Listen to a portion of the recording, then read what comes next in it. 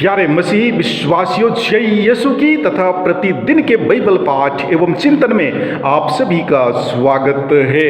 आज का पहला पाठ उत्पत्ति ग्रंथ अध्याय 15 पद संख्या 5 से 12 और 17 से 18 तक से लिया गया है। वचन कहता है, ईश्वर ने इब्राहिम को बाहर ले जाकर कहा, आकाश की ओर दृष्टि लगाओ और संभव हो तो तारों की गिनती करो।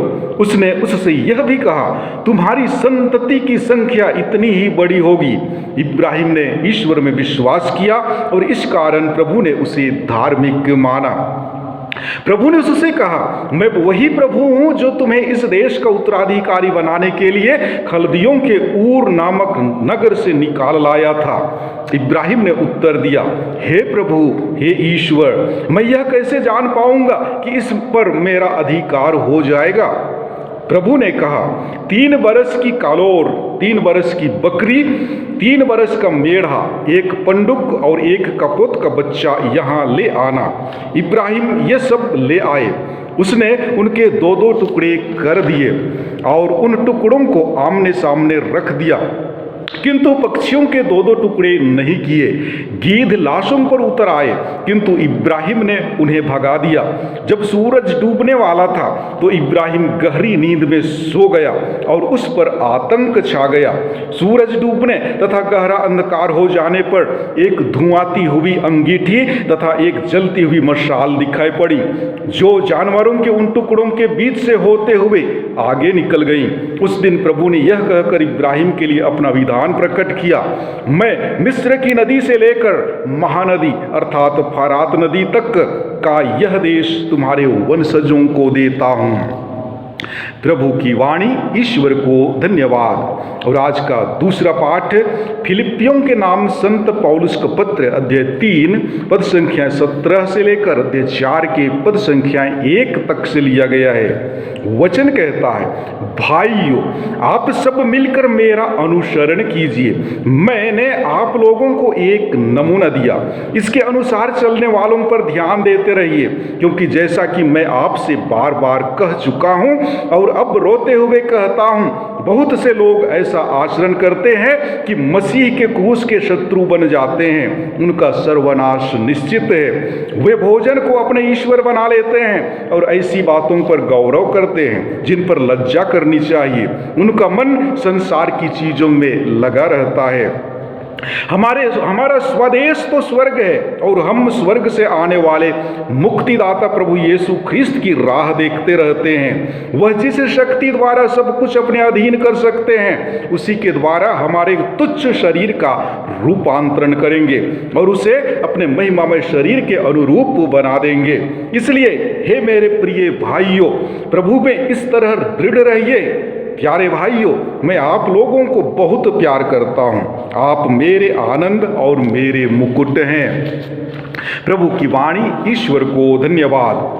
और आज का सुसमाचार पाठ संत लूकस के अनुसार पवित्र सुसमाचार अध्याय 9 पद संख्या 28 से 36 तक से लिया गया है। वचन कहता है, यीशु पेतरुस, योहन और याकूब को अपने साथ ले गए और प्रार्थना करने के लिए एक पहाड़ पर चढ़े।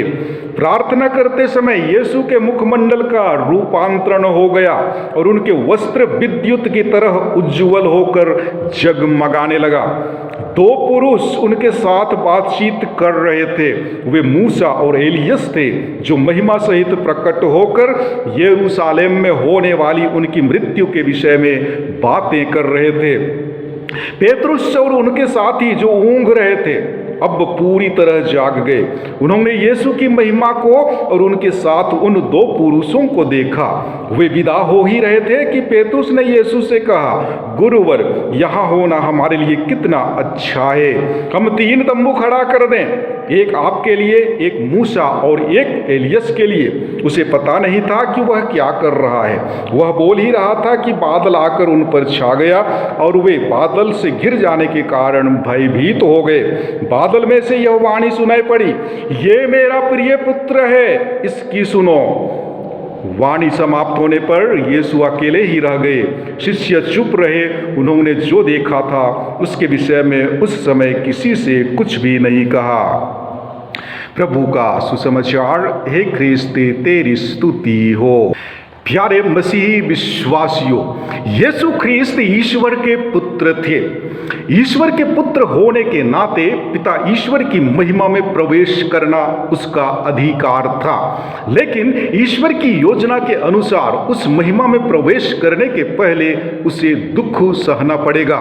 इस दुख और यातना के पश्चात ही उसे भावी महिमा प्राप्त होगा। आज के पहले पाठ में ईश्वर अब्राहम को एक महान राष्ट्र के पिता बनाने की प्रतिज्ञा करते हैं। अब्राहम ने ईश्वर पर विश्वास किया। इस विश्वास के रास्ते में अनेक परीक्षाएं आई, लेकिन अब्राहम अपने विश्वास में अंतिम समय तक अटल रहा। ईश्वर ने उसके इस विश्वास के लिए आशीर्वाद दिया। आज के सुसमाचार में हम यीशु के रूपांतरण के बारे में सुनते हैं। अपने शिष्यों के सामने उसका रूपांतरण के द्वारा यीशु ख्रिस्त अपने शिष्यों को उनके विश्वास में दृढ़ और मजबूत करना चाहते हैं, ताकि जब यीशु ख्रिस्त यही संदेश दे रहे हैं कि यदि हम उस पर दृढ़ विश्वास करें और उसके आदेशों के अनुसार अपना ख्रिस्तीय जीवन जिए, तो हमें भी अपनी महिमा के भागीदार बनाएंगे। प्यारे भाइयों एवं बहनों, यीशु का रूपांतरण उनके दुख भोग की तैयारी था। यीशु को अपने इस दिव्य स्वरूप में पुराने विधान के इन महान नबियों के बीच देखना हमें क्या संदेश देता था? ये महान नबी यह स्वीकार कर रहे हैं कि यीशु उनसे अधिक महान है। नबियों की वाणी और संहिता पुराने विधान के दो प्रमुख अंग हैं। एलियस नबियों का प्रतिनिधित्व कर रहे हैं और मूसा संहिता का। अतः संपूर्ण पुराना विधान यीशु को लोहा मान रहा है। वह यह साक्षी दे रहा है कि दिव्य वाणी यीशु के विषय में जो कह रही है वह सत्य है, अर्थात वह ईश्वर के परम प्रिय पुत्र हैं। वह मसीह हैं जिनके आने की भविष्यवाणी एलियस, मूसा और अन्य नबियों ने की थी। दिव्य वाणी ने यह भी कहा कि तुम इसकी सुनो। मूसा ने भी इसी तरह की बात इस्राएलियों से कही थी। प्रभु ईश्वर तुम्हारे बीच में से मुझ जैसे एक नबी उत्पन्न करेगा, तुम इसकी सुनो। प्यारे भाइयों एवं बहनों, बपतिस्मा संस्कार द्वारा पिता ईश्वर ने हमें अपना पुत्र या पुत्री बना दिया। वह हमसे भी कहता है, तुम मेरे प्रिय पुत्र हो, तुम मेरी पुत्री हो। जरा अपने अंदर हम झांक कर देखें कि क्या हम सचमुच में ईश्वर के पुत्र या पुत्री कहलाने के लायक हैं, या हमें उड़ाऊ पुत्र के समान कहना पड़ेगा, पिताजी मैंने स्वर्ग और आपके विरुद्ध पाप किया है, मैं आपका पुत्र कहलाने के लायक नहीं रहा। हम यह गौर कर देखें कि अपने स्वर्गीय पिता के साथ हमारा प्रेम का संबंध कैसा है। क्या वह प्रेम का संबंध गहरा है? क्या प्रेम उमड़ रहा है?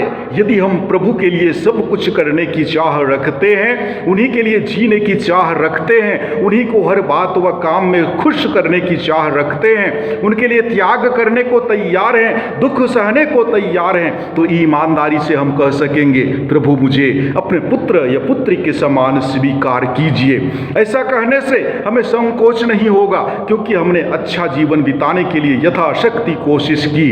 यह 40 का समय है, यह पुण्य काल है जो हमारे आध्यात्मिक पथ पर आगे बढ़ने के लिए अनुकूल वातावरण बनाता है। इस समय ईश्वर की प्रेम में और दया में निगाह भी हमारी ओर लगी हुई है। अतः हम साहसपूर्वक और उत्साही दिल से त्याग, तपस्या और भले काम करने में जुट जाएं। एक दूसरे के लिए प्रार्थना करें और एक दूसरे को अच्छे कार्यों के लिए प्रोत्साहित करें। यीशु के चुने हुए इन 3 शिष्यों ने यीशु को अपनी अपूर्व महिमा में देखा और वे हर्षोन्माद में डूब गए, लेकिन यह कुछ ही क्षणों के लिए था। अभी वे अन्य सब संतों के साथ अपने प्रभु को उससे भी अधिक महिमा में देख रहे हैं। प्रभु उन्हें अपने ही आनंद के सहभागी बना रहे हैं। ईश्वर करे कि हमें भी एक दिन प्रभु के उस अनंत आनंद का सहभाग बनाए। आमीन।